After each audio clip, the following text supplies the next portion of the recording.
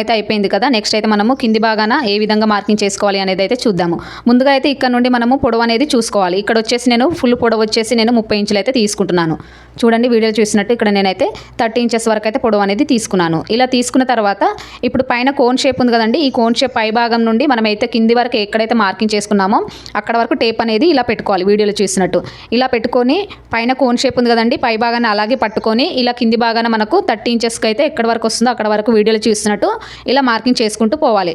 పైన టేప్ మాత్రం ఏమాత్రం కదలొద్దు, కదిలితే మాత్రం మనకు కింద షేప్ అనేది మొత్తం పోతుంది. చూడండి వీడియోలో చూసినట్టు ఇలా మనము ఎంతైతే మార్కింగ్ చేసుకున్నామో అంతే వరకు ఇలా వీడియోలో చూసినట్టు మార్కింగ్ చేసుకుంటూ పోవాలి. పైన టేప్ అనేది కొంచెం కూడా కదలకుండా చూసుకోవాలి.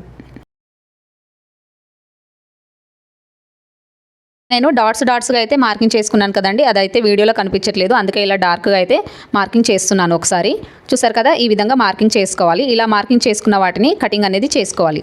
చూడండి ఈ విధంగా నడుము లూజ్ అనేది కటింగ్ చేసుకోవాలి. అలాగే కింది భాగాన మనకు ఈ విధంగా కటింగ్ చేసుకోవాలి. చూసారు కదా వీడియోలో చూస్తున్నట్టు ఇలా మొత్తం కటింగ్ అనేది చేసుకోవాలి. ఇప్పుడు కింది భాగాన జాయింట్ అయితే పడుతుంది కదండి, ఈ జాయింట్ని ఏ విధంగా కటింగ్ చేసుకోవాలి అంటే మీకు సింపుల్గా చూపిస్తాను.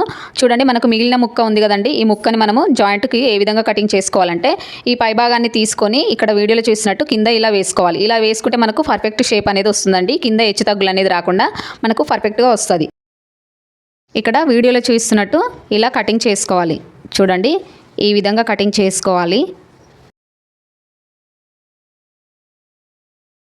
చూడండి జాయింట్ పీస్ అయితే మనకి ఇలా వస్తుంది. చూసారు కదా, ఈ విధంగా చేసుకుంటే మనకు కింద బాటమ్ అనేది పర్ఫెక్ట్గా ఉంటుంది. చూడండి ఈ విధంగా కటింగ్ అనేది చేసుకోవాలి.